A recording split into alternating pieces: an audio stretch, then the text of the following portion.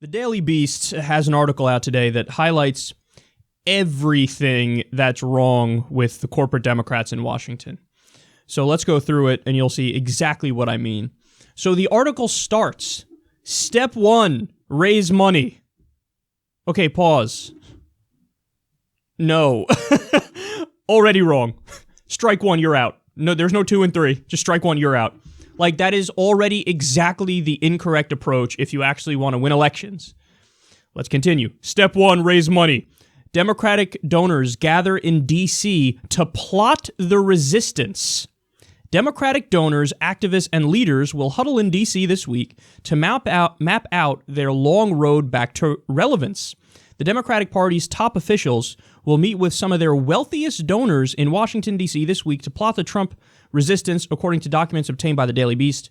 The chairs of the Democratic National Committee and the party's House and Senate campaign arms will huddle with activists, operatives, and deep-pocketed Democratic financiers at a biannual conference hosted by the Democracy Alliance, a leading left-wing donor collaborative at Washington's ritzy Mandarin Oriental Hotel. The alliance brings together high-dollar liberal donors, individuals, labor unions, and charitable foundations that pledge to give at least $200,000 annually to a suite of left-wing organizations. Through its partners, as the donors are known internally, the alliance in 2015 raised $75 million for its supported organizations at an annual record for the group. All right, let's pause here. So they're big money donors, millionaires and billionaires who think they're on the left, and they raised $75 million in 2015, and it was a record. How'd that work out? Wait. You raised $75 million in 2015, and they're bragging about this. Haha, it was a record.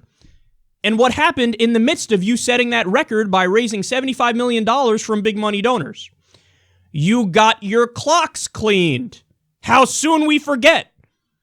I mean, stop and think about that. This is crazy.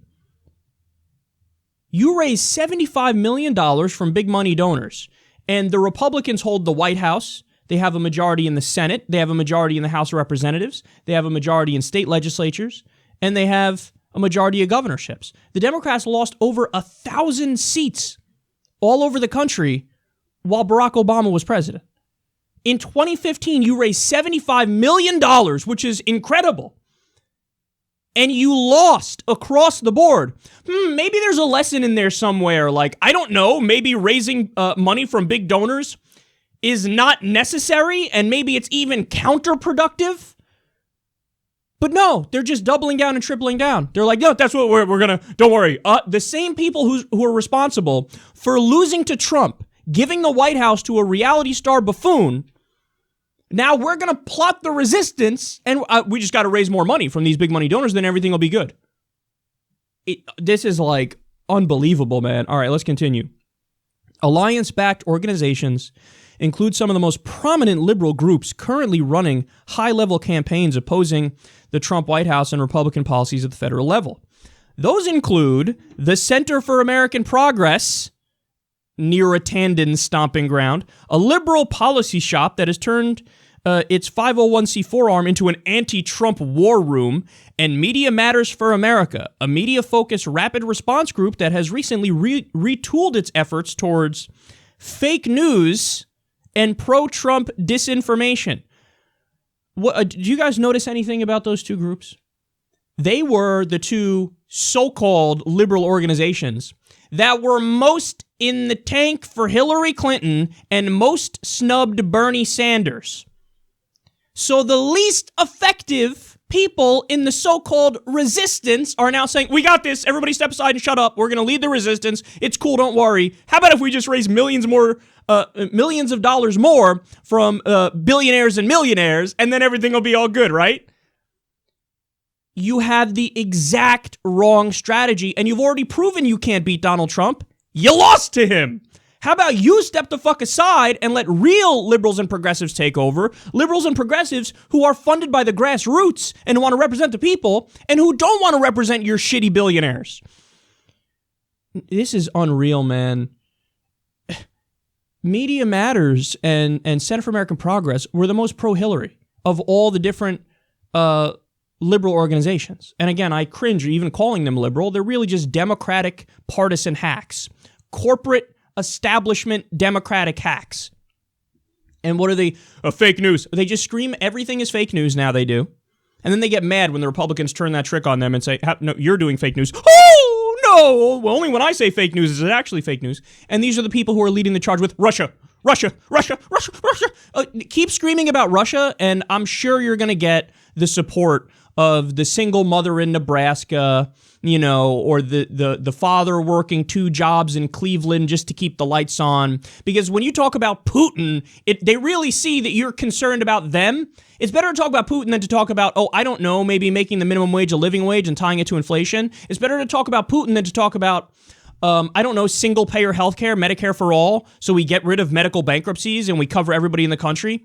Better to scream about Putin than to talk about free college, or maybe doing something to fix the student loan debt crisis, or maybe ending the wars, which basically jacks, a giant chunk of our tax money every year. Just keep screaming about Putin. That's better than discussing actual issues that'll actually help people, and I guarantee you your strategy will work.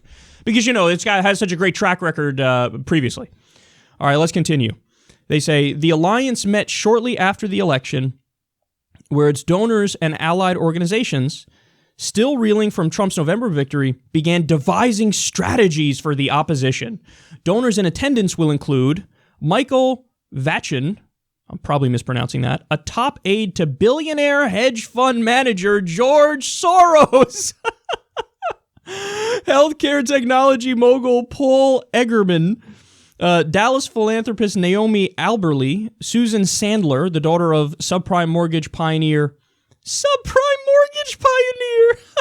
Herb Sandler, and Ian Simmons, the husband of Hyatt Hotel fortune heiress Liesl Pritzker Simmons. Even their names sound super douchey. Okay, they have the person who's the daughter of the subprime mortgage pioneer. So in other words, one of the people who's directly responsible for the giant economic crash and the subprime mortgage crisis in 2008, they're like, let them in. They're going to lead the resistance. We're going to lead the resistance by putting front and center the person who's partly responsible for the crash. I can't, man. This is like a cartoon. It's like we're living in the Twilight Zone. They got together and said, let's get the worst of the worst and bring them in and they'll be the resistance. How about that? This is like the DNC. Incredible. The hubris is, I've never seen anything like it before. The DNC decided, how about we staff our anti-Trump war room with all former Hillary Clinton staffers? They just lost to Trump like 17 minutes ago. You're picking the one group of people in the country that has proven they can't beat Trump, and you're like, they're going to be in charge of messaging. What? Only 25... I sound like Little John. What? Only 25% of Hillary Clinton's TV ads focused on policy. And the DNC is like, great, wonderful, bring them in. They're going to do the same thing and fuck up and give Trump another 4 years when this 4 years is up. And then they did it again. They for the transition team, Tom Perez announced the transition team. It was dozens of people. You know how many Bernie supporters were on the transition team? 1. It's so stupid. It's like they want to lose, but that's the thing. I don't even think they really care about winning. They just care about business as usual. They're all getting rich by being Democratic strategists and having these positions and whatnot. So they'd rather lose while continuing business as usual and keeping their jobs than have Democrats, liberals and progressives, and Democrats who actually are liberal and progressive win, because that would mean then they lose their jobs, because we would fire them because they've already proven they suck at their job. I mean, think about it. This is one of the only industries, along with fucking Wall Street's CEO, by the way, where you can just be an abysmal failure and you get promoted and you get bonuses. They fucking failed miserably. Everybody involved in Hillary Clinton's campaign should have been fucking out of Washington. Go get a different job. You suck at this. You couldn't beat Donald Trump. But now they're getting higher positions. Oh my God. He did, and they hired him for the transition team too. It's unbelievable. Okay, so let's continue. They say the alliance's donors have recently had to step up their financial commitments as the group retools its mission from policymaking by way of an allied White House to opposition to Republican dominance at all levels of government. In addition to their annual contribution thresholds, alliance partners must chip in to support the donor collaborative's operations. Here's my favorite part. Partner dues increased by between $5,000 and $10,000 this year to support the alliance's revamped mission. Okay, so do you understand what they just said there?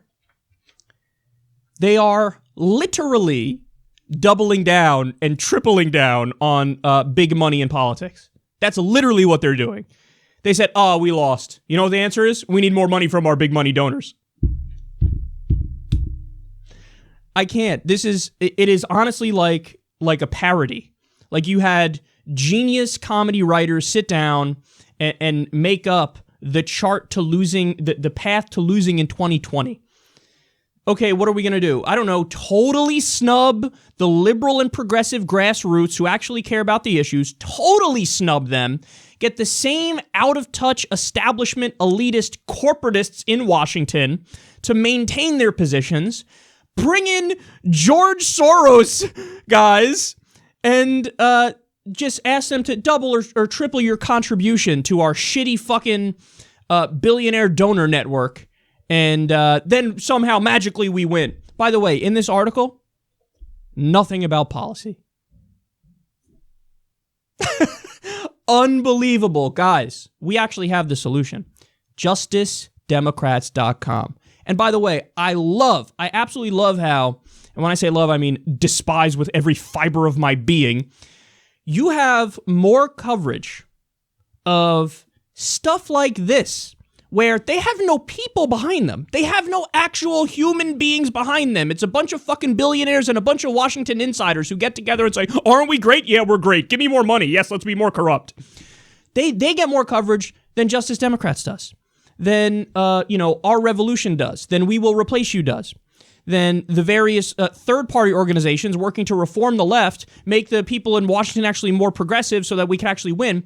They get these corrupt elitists get way more coverage, and definitely more positive coverage. They go, the resistance is plotting. And how do they talk about actual grassroots people? If they talk about us at all, and oftentimes they don't, they go, ragtag little groups. Just nonsense, stupid. Anyway, back to the elitists. Aren't they great? It's really just a sick joke. Hey, guess what? A Democracy Alliance. Justice Democrats are going to primary your beloved corporate Democrats, and we're going to win. And we have the people on our side. Like, again, this is what they don't get. This is what they don't see. It's going to be like a fucking freight train that blindsides them. Is that while your ass was at a ritzy hotel in Washington with George Soros' right-hand man raising more money, we were raising it $27 at a time, Bernie Sanders style. We were getting it from accountants and construction workers and dentists and regular people who just want a better country. And we were out there talking about the issues because we want to fight for progressive policy positions, and we attracted an actual audience. We attracted people who actually agree with what we're saying. And it's the overwhelming majority of the American people who, according to the polls, agree with progressive priorities. But our numbers keep growing, man. We already raised over $1 million in such a short amount of time, and we're doing it because we're telling people, hey, if you're a Justice Democrat, you can't take corporate money, you can't take PAC money, you can't take billionaire money. You can't do it. You can't take it. Then you are not a Justice Democrat if you do that. So first of all, you have to pledge, I'm not going to be corrupt. I'm only going to raise money from the people because I want to fight for the people, and then we're going to fight to get money out of politics. But then furthermore, these are people who, hey, we're for Medicare for all. A majority of the American people want it. The studies show it's the best healthcare system. Our healthcare system is a disaster, even though it got a little bit better with Obamacare. Medicare for all, single payer, we're going to fight for it. We're going to fight to make the minimum wage a living wage and tie it to inflation. We're going to end the stupid drug war, which is ruining people's lives over nothing because they get caught with a little bit of weed. All the things that actually matter, that actually affect people's lives. In the wars where Trillions of dollars has been wasted overseas, $7 trillion in Iraq, trillions more in Afghanistan. Military industrial complex run amok, the Wall Street bailouts. We give Wall Street $80 billion, the big banks, $80 billion a year in subsidies while our infrastructure is crumbling. That's crazy. So we're out here arguing for fixing the system and for making us a thriving social democracy while your asses are on the cocktail circuit talking to billionaires, trying to schmooze them to get more money, and then you think, magically, if I just raise the money from the billionaires, then I'll win. But you already did that. Hillary Clinton outraised Donald Trump. She outraised Donald Trump. She had Wall Street more on her side, and she lost. So that's not the answer anymore. It's not 1987 anymore. You got to actually come with a message, a populist left message that the American people agree with. That's what we're going to fight for, and we're going to win. Guys, we already have 80 candidates who made it through 4 rounds of vetting. 30 candidates right now are in training. This is really happening. We have actual populist left people, justice Democrats, who are going to fight the corporate Democrats and tell them, step the fuck aside. We treat you just like we treat the Republicans. You are our enemy. And then don't come talking unity. We need democratic unity. We need democratic unity among people who actually believe in a liberal and progressive message. The corporate Democrats do not believe in that. They believe in a corporate message. They believe in serving their donors above all else. And they'll, every now and then they'll sprinkle some, hey, look, I'm in favor of gay marriage. Isn't that enough for you to support me and go out and vote for me and love me? Even though I also at the same time voted in favor of Wall Street. It's not enough. It's not enough anymore. So what we do is we get people who care about all the progressive policy positions. And when we talk about unity, we're in favor of unity, but we're in favor of unity against with actual liberals and progressives. We're in favor, I'm more than willing to unify with people who are from the Green Party or from the Democratic Socialists or from Our Revolution. We already teamed up. You want to talk about unity? We are literally unifying because Justice Democrats teamed up with Brand New Congress, another progressive grassroots group that's fighting for similar things that we're fighting for. There's your unity. So don't tell us, they can't unify. They can't unify. No, you can't unify because you don't want to unify behind an actual progressive message. The only thing you want to unify behind is let's all take corporate money and then let's all sell out. So justicedemocrats.com, read our platform, see what we're about. Go sign your name in support of the movement because the more powerful we get, the more scared they get. And don't you want to make these people scared? So justicedemocrats.com, donate if you can, small dollar amount. That's all we do. We're funded by you. You are the ones who power this movement. This movement isn't me. This movement is about you and the ideas, the platform. And it's a movement of the people, by the people, and for the people. And we have to win. We have hundreds of thousands of people who are already supporting it. Let's get the number of supporters to over 1 million. Because I'll tell you what do they have, Democracy Alliance? Dozens of people? They have dozens of people, but they have all the big money. Well, we are pledging to do it without big money. So that means we just need more people.